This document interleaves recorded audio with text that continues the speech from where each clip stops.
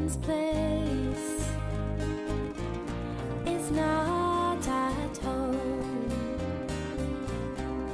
The fight for freedom, it still goes on. I took up my gun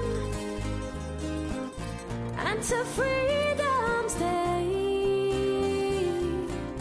I pledged to fight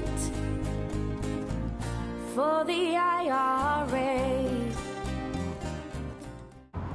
On the 5th of July, thousands of women and children marched from the Andersontown area and other areas with food and local supplies for the local people.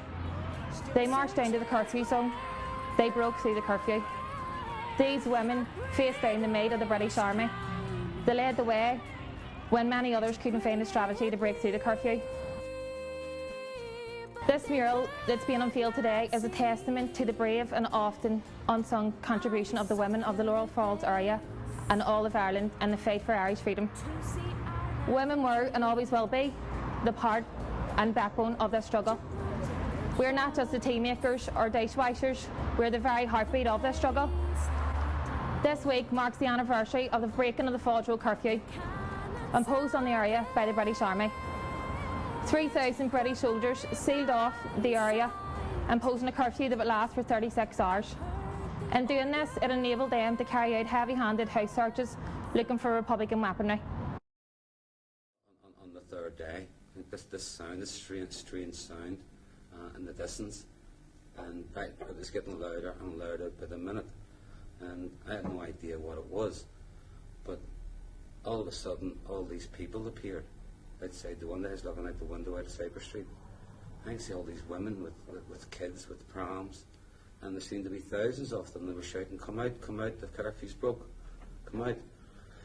And anybody was in the street at that time, we just walked out and there was a river of women and kids in the street. Well, word came up the road that all the people were kept indoors, couldn't get out for bread, milk, a lot of them had small babies. Nobody got out anywhere and nobody got even, as people said, their nose over the door. So when the word came up, Ballymurphy people decided they would have to do something about it, couldn't leave all their neighbours down there. So everybody got up, started to go out.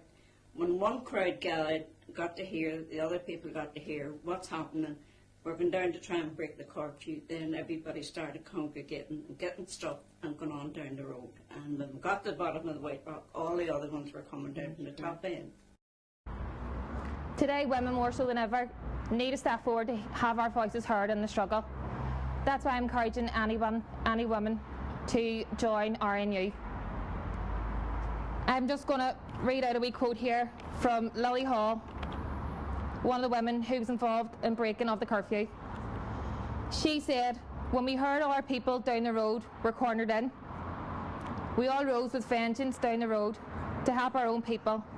But when we got down, we weren't afraid. The soldiers were more taken aback. They were scared because they didn't think that the people had risen. We had risen and we weren't afraid.